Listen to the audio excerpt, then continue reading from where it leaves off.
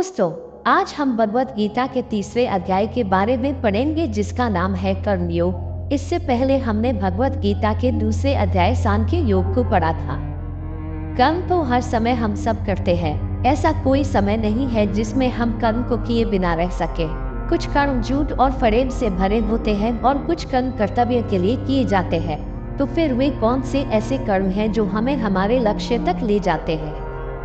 इसी कर्म योग को श्री कृष्ण इस अध्याय में अर्जुन को बताते हैं। आइए पढ़ें। अर्जुन पूछते हैं, हे जनार्दन, यदि आपको कर्म के मुकाबले ज्ञान बेहतर लगता है तो फिर हे केशव, मुझे भयंकर कर्म में क्यों लगाते हैं? श्री कृष्ण ज्ञान को कर्म से अच्छा बताते हैं। तो उस स्थिति में ये प्रश्न उचित लगता है कि फिर श्री कृष्ण अर्जुन को कर्म अर्थात युद्ध करने के लिए क्यों कह रहे हैं? क्योंकि अगर ज्ञान की ही बात है तो वह तो अर्जुन श्री कृष्ण से प्राप्त कर ही रहे हैं, तो अपनों की हत्या करने वाले ऐसे युद्ध में श्री कृष्ण उन्हें क्यों भेज रहे हैं? दोस्तों, कितनी ही बार हमारे मन में ऐसे प्रश्न आते हैं कि कर्म आखिर क्यों किया जाए? श्री कृष्ण की बात सुनकर अर्जुन की बुद्धि मोहित हो रही थी। समझने की जगह वे और भी ज्यादा उलझते जा रहे थे। इसलिए अर्जुन श्री कृष्ण से पूछते हैं कि एक बात बताइए प्रभु, जिससे मेरी उलझन दूर हो सके। अर्जुन कहना चाहते हैं कि उनकी दुविधा को दूर करके श्री कृष्ण उन्हें एक स्पष्ट बात बताए जिस पर वे चल सके। श्री कृष्ण ने जो अर्जुन को बातें बताई है वे जटिल और गहरी है। ऊपर से देखकर ऐसा लगता है कि यह सब ज्ञान की बातें हैं। इन बातों पर चले तो चले कैसे? और यही दुविधा अर्जुन की भी है और श्री कृष्ण उत्तर दे रहे हैं। भगवान अर्जुन से कहते हैं कि इस दुनिया में दो प्रकार की निष्ठा, दो प्रकार के विश्वास है, जिसमें से एक है सांख्य योग जिसका संबंध ज्ञान से है और दूसरा कर्म योग है जिसका संबंध सिर्फ कर्म से है। निष्ठा का अर्थ है कुछ भी करने की सबसे परिपक्व अवस्था और पराकाष्ठा। अपनी इंद्रियों को वश में कर परमात्मा का ध्यान लगाना ज्ञान योग से होता है और इसको कहते हैं संन्यास या सांख्य योग। दूसरा है कर्म योग जिसका अर्थ है निष्काम कर्म करके फल में इच्छा न रखना। मनुष्य न तो कर्मों का शुरू किए बिना निष्कर्मता को अर्थात योग निष्ठा को प्राप्त होता है और न कर्मों के केवल छोड़ देने से सिद्धि अर्थात सांख्य निष्ठा को ही प्राप्त होता है। दोस्तों, ऐसा नहीं कि आप कर्म करें ही न और खुद को सन्यासी कहें, ऐसे तो दुनिया चल ही नहीं पाई। अपने कर्तव्यों को छोड़ यदि आप सन्यासी बन जाते हैं और आप समझते हैं कि आपको मोक्ष की प्राप्ति हो जाएगी, ऐसा संभव नहीं है। ऐसा नहीं हो सकता कि आप कर्मों को त्याग दें और खुद को कर्म योगी कहें। कर्म को न करने से या फिर उसे सदा के लिए त्याग देने से कुछ भी हासिल नहीं होगा। ऐसा ही नहीं सकता कि मनुष्य किसी भी काल में क्षण मात्र भी बिना कर्म किए रह जाए। हमारी दुनिया ऐसी है कि हम चाहे या न चाहे कर्म तो हमें करना ही पड़ेगा। कर्म न करना भी कर्म करना ही है। जिस तरह से हम इस दुनिया में आए हैं, जिस तरह से प्रकृति ने हमें बनाया है, उसका गुण यही है कि हम हर समय कर्म करें। प्रकृति में कभी कुछ भी रुकता नहीं है। सांसें चलती है, समय चलता है, जीवन का चक्र चलता रहता है और जब तक जीवन रहेगा तो कर्म भी रहेगा। इसलिए यह आवश्यक है कि कर्म को समझा जाए और उसे समझ के उसे किया जाए। जो सिर्फ दिखावे के लिए अपनी इंद्रियों को ऊपर से रोककर परंतु अंतर्मन से हमेशा उन्हीं के बारे में सोचता है, वह मिथ्याचारी अर्थात ढोंगी कहा जाता है, यानी झूठा और घमंडी। उदाहरण के लिए जैसे कोई व्यक्ति खाना खाने से मना कर दे लेकिन अंदर ही अंदर खाने के बारे में ही सोचता रहे, तो ये किस तरह का उपवास हुआ? इसे व्रत नहीं माना जाएगा। कितने ही साधु सन्यासी आपको मिलेंगे जो कहते हैं कि उन्होंने दुनिया को त्याग दिया है, कर्म को त्याग दिया है, परंतु अगर उनके मन में अभी भी इस दुनिया के लिए इच्छा है तो श्री कृष्ण उन्हें झूठा और पाखंडी बताते हैं। हे अर्जुन, जो पुरुष सच्चे मन से इंद्रियों को वश में करके उनसे बिना लगाव लगाए कर्म करता है, वही कर्म योग का पालन करता है और वही श्रेष्ठ है। श्री कृष्ण एक तरह से चेतावनी दे रहे हैं कि इंद्रियों को तो वश में करना ही है, लेकिन मन का उन इंद्रियों से किसी भी तरीके से लगाव नहीं होना चाहिए और उसे ही कर्मयोग माना जाएगा। जब इंद्रियां वश में होती है तो आप कुछ भी करने में संभव होते हैं। किसी भी तरह की बाधा आपको आपका कर्म करने से रोक नहीं सकती है और अगर आप इंद्रियों के वश में हैं तो फिर वह स्वादिष्ट खाने की खुशबू ही क्यों ना हो, कोई रूपसी नारी ही क्यों ना हो, आसपास का शोर ही क्यों ना हो, हर बाधा आपको आपका कर्म करने से रोकेगी। हे अर्जुन, तुम केवल कर्तव्य निभाओ, क्योंकि कर्म न करने के मुकाबले कर्म करना बेहतर है, और तुम्हारे कर्म न करने से तुम्हारा जीवित रहना भी तो संभव नहीं है। अर्थात तुम शास्त्र उठाओ और युद्ध करो, अपना कर्म करो, क्योंकि ये कर्म न करने से कहीं ज्यादा अच्छा है। कहने का तात्पर्य ये है कि कर्म तो बहुत सारे हैं, परंतु उसमें से एक चुना हुआ है। उसी चुने हुए कर्म को ही निर्धारित कर्म कहते हैं। अपनी मर्जी से अगर आप कर्म चुन लेंगे तो उसे निर्धारित नहीं माना जाएगा। आपको अपना कर्तव्य समझकर अपना कर्म चुनना होगा, अथवा जो कर्म आपको मिला है उसे अपना कर्तव्य समझकर निभाना होगा। इस श्लोक में श्री कृष्ण पूरे समाज में भलाई वाले कर्म को समझा रहे हैं। यज्ञ वह होता है जिसमें सब शामिल होते हैं। श्री कृष्ण कहते हैं कि यज्ञ के लिए किए जाने वाले कर्मों से ही ये मनुष्य समुदाय कर्मों से बंधता है। इसलिए हे अर्जुन, तुम इच्छाओं को छोड़कर उस यज्ञ के निमित्त ही कर्म करो। यज्ञ अर्थात समाज की भलाई के लिए किया गया निस्वार्थ कार्य। हमको भी अपने कर्तव्यों को यज्ञ समझ के कार्यों में अपना योगदान देना चाहिए, जिससे समाज का भला हो सके। इसे ही आप निर्धारित कर्म ही मानिए। प्रजापति ब्रह्मा ने इस दुनिया की शुरुआत में यज्ञ को रचकर अपनी प्रजा से कहा कि तुम लोग इस यज्ञ द्वारा इस वृद्धि को प्राप्त हो, और ये यज्ञ तुम लोगों को इच्छित भोग प्रदान करेगा। घरों में जो यज्ञ किए जाते हैं उन्हें एक धार्मिक कर्मकांड न समझकर उसका महत्व समझना चाहिए। यज्ञ हमारे संस्कारों का संगठित रूप है। संस्कार का अर्थ है कार्य करने का सबसे उत्तम तरीका। यज्ञ से हम हर विधि को या संस्कार को उचित तरीके से पूरा कर कर्म को शुरू करते हैं। यज्ञ एक तरीके से हमें राह दिखाता है। अगर आगे भी संस्कारों का पालन होगा तो हमारा ध्येय जरूर पूरा होगा। ब्रह्मा कहते हैं कि यज्ञ से सब लोगों को, देवताओं को खुश करना चाहिए, और वे देवता खुश होकर हम सब की भलाई करेंगे। इस प्रकार निस्वार्थ भाव से एक दूसरे को उन्नत करते हुए तुम लोग परम कल्याण को प्राप्त हो जाओगे। यज्ञ देवताओं को खुश करने का तरीका है, और उसके बदले में देवता आप सबको खुश रखते हैं, आपकी उन्नति करते हैं। इसलिए काम को शुरू या कोई शुभ कार्य करने से पहले ईश्वर का नाम लेने का विधान है। यही ईश्वर का नाम जब सही तरीकों या सही पद्धति के साथ किया जाता है तो उसे यज्ञ कहते हैं। यज्ञ को अपने और देवताओं के बीच का एक माध्यम मान लीजिए, जिससे दोनों के बीच संबंध बना रहता है। यज्ञ करके जब आप देवताओं की पूजा करते हैं तो वे आपके बिना मांगे ही आपकी सभी इच्छाओं को पूरा कर देते हैं। लेकिन जो यज्ञ नहीं करता और उस यज्ञ से देवताओं को प्रणाम नहीं करता, लेकिन फिर भी अपनी इच्छाओं को पूर्ण करना चाहता है, उन्हें चोर समझना चाहिए। कुछ करने से कुछ मिलता है और कुछ देने से कुछ मिलता है। बिना अन्न चढ़ाए या बिना पूजा किए अगर कोई चाहता है कि उसकी इच्छा पूरी हो जाए, बिना कोई काम किए अगर कोई सोचे कि उसका काम बन जाए, तो इसे बेईमानी या चोरी ही तो कहा जाएगा। यज्ञ से बचे हुए अन्न को खाने वाले श्रेष्ठ पुरुष सब पापों से मुक्त हो जाते हैं, और जो पापी लोग अपना शरीर पोषण करने के लिए ही अन्न पकाते हैं वे तो पाप को ही खाते हैं। हम क्या सिर्फ खाना खाकर जिंदा रहने और फिर मृत्यु को प्राप्त हो जाने के लिए ही पैदा होते हैं? ऐसे जीवन का क्या मतलब? अपने जीवन का उद्देश्य हमें समझना होगा। इस ब्रह्मांड में हम क्यों हैं? क्यों हमें ईश्वर या मोक्ष को प्राप्त करना है, ये हमें समझना है, और वह समझने के लिए ही यज्ञ जैसे अनुष्ठान किए जाते हैं। जो लोग यज्ञ और ईश्वर को याद किए बिना सिर्फ अपने जिंदा रहने में लगे रहते हैं, उन्हें चोर समझना चाहिए। अगर अन्न खत्म हो जाए तो सब खत्म हो जाएंगे। संपूर्ण प्राणी जगत हर कोई अन्न से उत्पन्न होते हैं। अन्न की उत्पत्ति वर्षा से होती है, और वर्षा यज्ञ से होती है, और यज्ञ कर्मों से होते हैं, और कर्मों की उत्पत्ति वेदों से। हमारी संस्कृति का सारा ज्ञान वेदों से ही तो आया है। कर्म क्या है उसकी परिभाषा भी वेद से आई है, और वेद परमपिता परमात्मा से उत्पन्न हुए। वेद ईश्वर से आया हुआ ज्ञान है। वेद से आगे और वेद से बड़ा कुछ भी नहीं है। दोस्तों, इससे ये सिद्ध होता है कि यज्ञ और ईश्वर में सीधा संबंध है। श्री कृष्ण कह रहे हैं, हे पार्थ, जो पुरुष परंपरा से नहीं चलता, जो सृष्टि चक्र और प्रकृति के नियमों के अनुसार नहीं चलता, अर्थात जो अपने कर्तव्यों का पालन नहीं करता, वह इंद्रियों के द्वारा भोगों में रमन करने वाला पापयुक्त पुरुष व्यर्थ ही जीता है।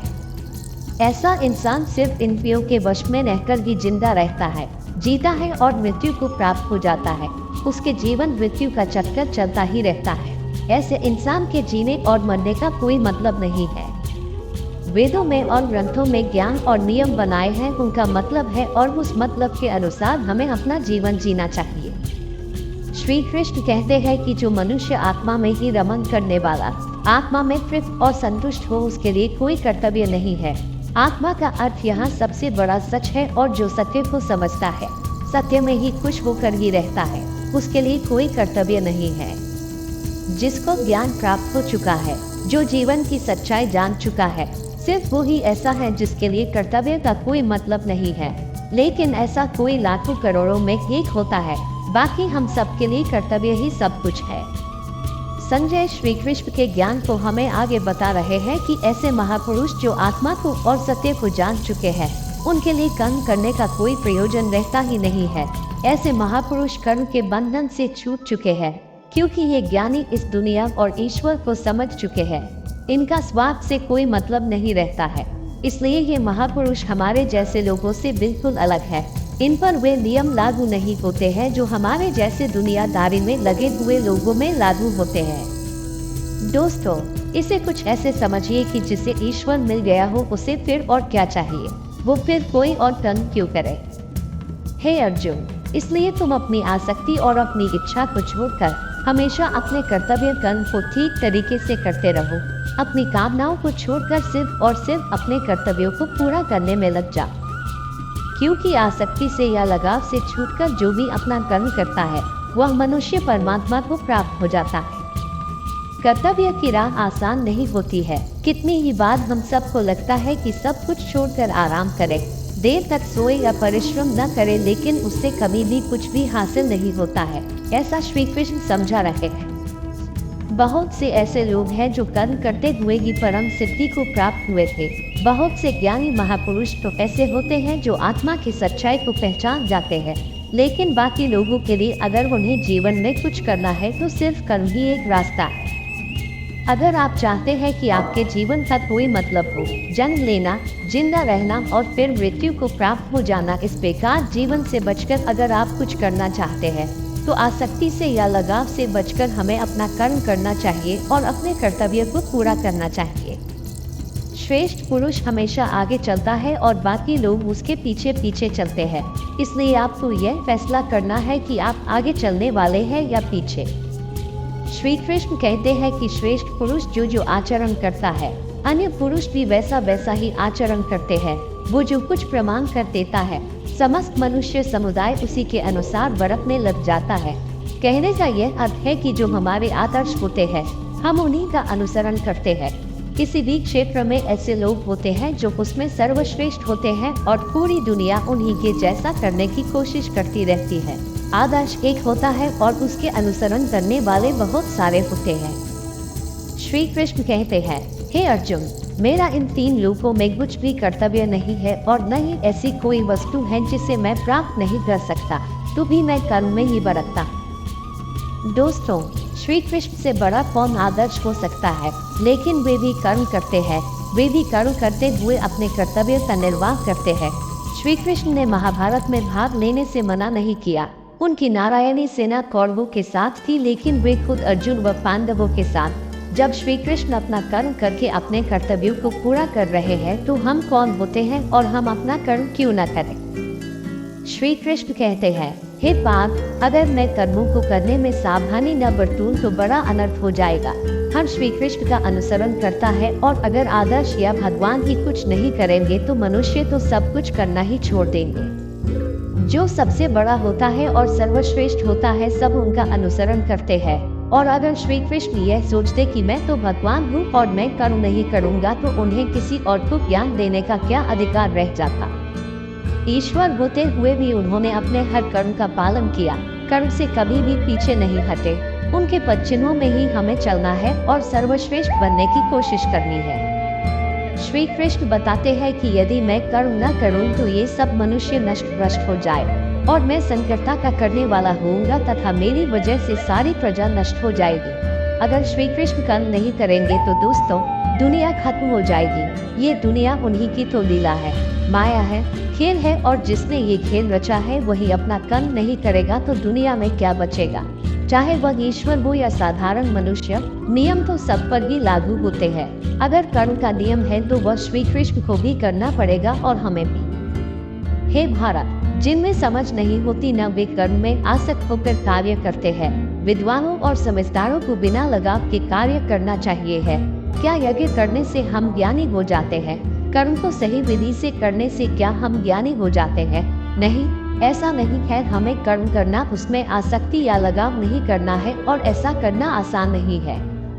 अगर ऐसा कोई ज्ञानी जिसका कर्मों से कोई लेना देना नहीं है, जैसे कि कोई साधु या संत जिसका कि किसी कर्म से आसक्ति नहीं है, तो ऐसे लोगों को समाज सेवा में लग जाना चाहिए। यह उनके लिए कहा गया है जो सोचते हैं कि दुनिया को छोड़कर सन्यासी बनने से उन्हें भगवान की प्राप्ति हो जाएगी। जो ज्ञानी है और जिन्हें ईश्वर की सच्चाई ज्ञात हो गई है, उनकी ये जिम्मेदारी बन जाती है कि उनके कार्य करने के तरीके से किसी दूसरे के मन में कर्म को लेकर अश्रद्धा, अपमान ये सब पैदा न हो जाए। आप किसी ज्ञानी को देख ये सोच सकते हैं कि वे कुछ करते ही नहीं तो मैं भी न करूं। इसीलिए ये उन महापुरुषों और ज्ञानियों के लिए जरूरी है कि वे ऐसा उदाहरण सामने रखें जिससे हर कोई अपना कर्म और अपना कर्तव्य करने के लिए प्रेरित हो। दोस्तों, यदि किसी साधु को देखकर सब लोग अपना परिवार छोड़ सन्यासी बन जाएंगे तो दुनिया नहीं चल पाएगी। हर व्यक्ति की अपनी एक प्रकृति होती है और अपनी उस प्रकृति के अनुसार ही वह कर्म करता है। हर कर्म उस प्रकृति के गुण के हिसाब से ही होता है। जिसके अंदर घमंड भरा होता है, वह ये सोचता है कि मैं ही करता हूँ, अर्थात करने वाला मैं ही हूँ, और ऐसा सोचने वाले को अज्ञानी कहा गया है। आप जो भी कार्य करते हैं, उस कार्य को करवाने वाली आपकी प्रकृति होती है और उसके गुण होते हैं। कितनी ही बार ऐसा होता होगा कि गुस्से में आप कुछ ऐसा कर जाते हैं जो आप नहीं करना चाहते थे। वो आपका क्रोध आपसे करवा देता है। सोचिए और समझने की कोशिश करिए कि आपकी प्रकृति क्या है। यहाँ पर श्री कृष्ण ने बहुत ही गहरी बात कही है। सात्विक, राजसिक और तामसिक 3 तरह की प्रवृत्तियाँ होती है। फिर उनके गुण विभाग और कर्म विभाग होते हैं। इन्हीं गुणों के वजह से आप कर्म करते हैं। जैसे अगर तामसिक गुण रहेगा तो आप आलस या नींद या फिर इसी तरह के बुरे कर्म करेंगे। राजसिक गुण वाला हर बात में बहादुरी और शौर्य दिखाएगा, और जो ज्ञानी होते हैं वे जानते हैं कि यही गुण उनसे कर्म करवा रहे हैं। और हम जैसे ज्यादातर लोग जो ज्ञानी नहीं होते, वो समझते हैं कि सब कुछ वे ही कर रहे हैं। कर्म में लगे हुए ज्ञानियों को ये जानना चाहिए कि गुण ही उनसे कर्म करवाते हैं, वे खुद कुछ भी नहीं करते। और ज्ञानी जब इस बात को समझ ले तो ये उनकी जिम्मेदारी होती है कि वे अज्ञानियों को समझाए कि कर्म ही उनका धन है। ज्ञानी अर्थात कि पहुँचे हुए लोग, ये लोग जान जाते हैं कि उनके अंदर के गुण आते जाते रहते हैं और बदलते रहते हैं, और इन्हीं के अनुसार उनके कर्म भी बदलते रहते हैं। इसलिए वे उन कर्मों को करने वाला खुद को कभी नहीं मानते हैं। वे बस कार्य करते हैं और बाकी सब ईश्वर को सौंप देते हैं, और हमें भी कार्य करके बाकी सब ईश्वर पर छोड़ देना चाहिए। श्री कृष्ण अर्जुन से कहते हैं कि तुम मुझ अंतर्यामी परमात्मा में अपने सारे कर्मों को अर्पण कर दो। आशा को छोड़, ममता को छोड़, दुख को दूर करके युद्ध करो। दोस्तों, अपने सारे कर्मों को हमें भगवान को सौंप देना चाहिए। कोई आशा नहीं, कोई ममता नहीं और कोई दुख नहीं, कुछ भी भाव नहीं होना चाहिए। तुम जाओ और बस युद्ध करो।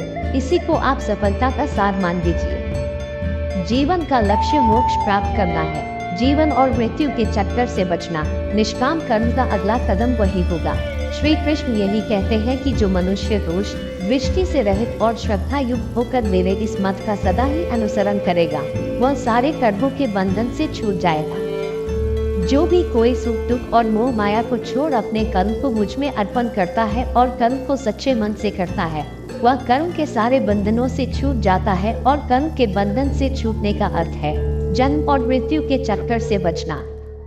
श्री कृष्ण कहते हैं कि कई लोग घमंड करके खुद को बहुत बड़ा समझते हैं। उन्हें लगता कि वही सब करते हैं, सब कुछ वही करते हैं। उन्हें नहीं लगता कि उन्हें अपना कर्म भगवान को अर्पण करना चाहिए। ऐसे लोग अपने झूठे ज्ञान में ही मस्त रहते हैं। श्री कृष्ण उन्हें मूर्ख बताते हुए उनसे दूर रहने की सलाह दे रहे हैं। आपको अपने चारों तरफ कई सारे घमंडी दिख जाएंगे जिन्हें लगता है कि वे कुछ गलत नहीं कर रहे हैं। अपने धन और घमंड के अहंकार में वे किसी की बात सुनने तक को तैयार नहीं होते हैं। हम आपसे ये कहना चाहेंगे कि आप उन्हें मूर्ख समझकर उनसे दूर ही रहें। सभी प्राणी प्रकृति को प्राप्त होते हैं, अर्थात अपने स्वभाव से मजबूर होकर कर्म करते हैं। ज्ञानवान भी अपनी प्रकृति के अनुसार कोशिश करता है, फिर इसमें किसी का हट क्या करेगा।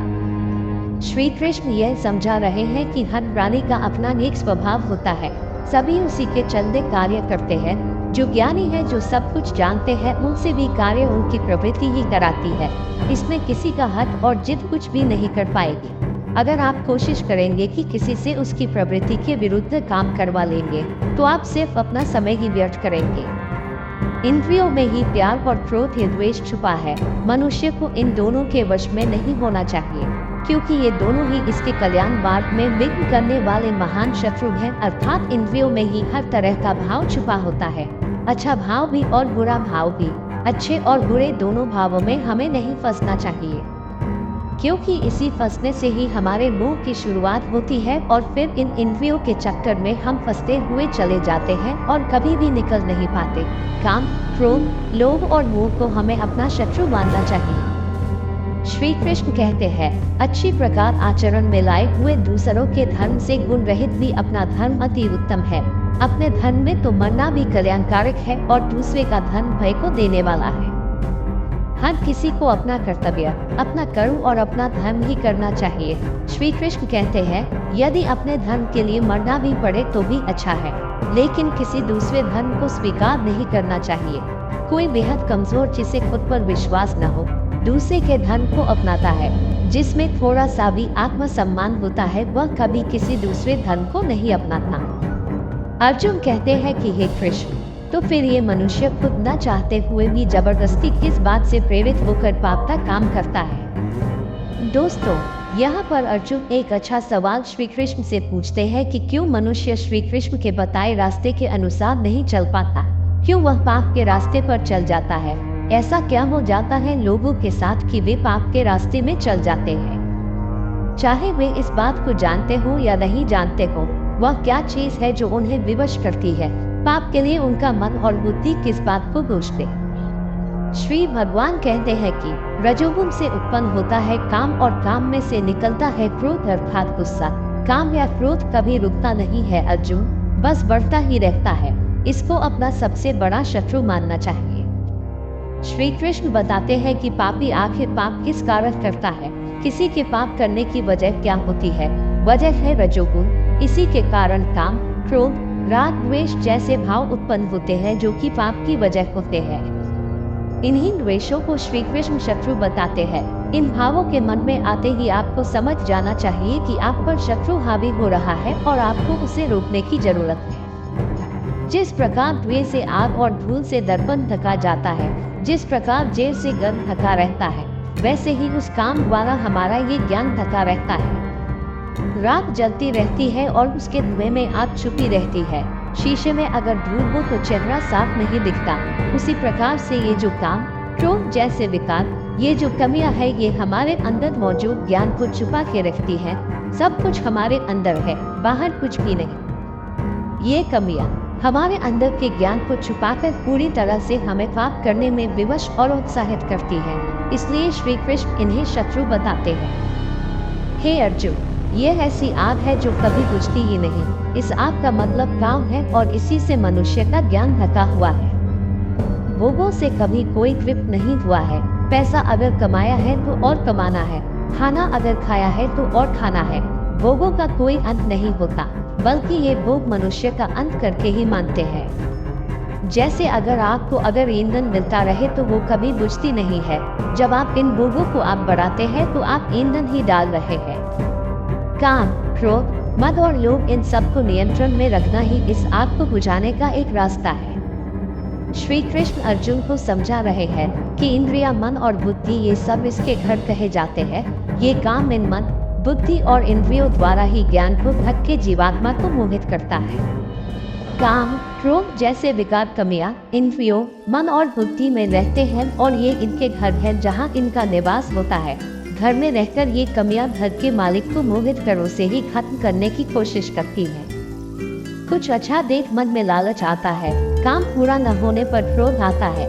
इसी तरह से ये कमियां हमारे दिमाग पर नियंत्रण करना शुरू कर देती हैं और हम हमेशा इनके वश में रहते हैं। हे अर्जुन, तुम पहले इंद्रियों को संयमित करो। इस ज्ञान और विज्ञान का नाश करने वाले महापापी काम को कुछ भी करके बलपूर्वक मार दो। श्री कृष्ण अर्जुन को सलाह देते हैं कि इससे पहले कि ये काम, क्रोध जैसे शत्रु तुम पर कब्जा कर ले, तुम अपनी इंद्रियों को वश में करके अपने काम, क्रोध को मार दो। ये काम और क्रोध ही है जो हमारे अंदर ज्ञान को खत्म कर उसमें शंका भरते हैं, हमें हमारे रास्ते से भटकाते हैं। कितनी ही बार आपको लगता होगा कि काम करते हुए सो जाए, बस आपको अपनी इंद्रियों को वश में करना होता है। इंद्रियों को स्थूल शरीर से बेहतर, बलवान और श्रेष्ठ कहते हैं। इन इंद्रियों से बेहतर मन है, मन से भी बेहतर बुद्धि है, और जो बुद्धि से भी बड़ा है वो आत्मा है। श्री कृष्ण कहते हैं कि हमारे शरीर से श्रेष्ठ हमारी इंद्रियां है। सही बात है कि किसी भी शरीर को उसकी इंद्रियां पल भर में वश में कर लेती हैं, लेकिन इंद्रियों से बड़ा मन है। आप अपने मन से इंद्रियों का नियंत्रण कर सकते हैं और मन से बड़ी बुद्धि है। दोस्तों, ये गहरी बात है, इस बात को ध्यान में रखिएगा। अभी तक सबसे बड़ी है बुद्धि और बुद्धि से बड़ी आत्मा है, और इसी आत्मा को समझने का ये सारा खेल है। श्री कृष्ण अपनी बात को समझाते हुए कह रहे हैं, हे अर्जुन, इस प्रकार बुद्धि से बेहतर अर्थात सूक्ष्म, बलवान और श्रेष्ठ आत्मा को मान। बुद्धि से अपने मन को वश में करो। हे महाबाहो, तुम इस कामरूप दुर्जय शत्रु को मारना। बुद्धि से मन को वश में करना है, और अगर मन वश में हो गया तो आप इंद्रियों को भी वश में कर लेंगे। जब मन और इंद्रियां आपके वश में है तो उसका अगला कदम आत्मा के पास पहुंचना होगा। आत्मा परमात्मा का ही एक रूप है, और आपकी बुद्धि आपको आपकी आत्मा के करीब पहुंचा सकती है। दोस्तों, ये था भगवद गीता अध्याय 3 जो था कर्म योग।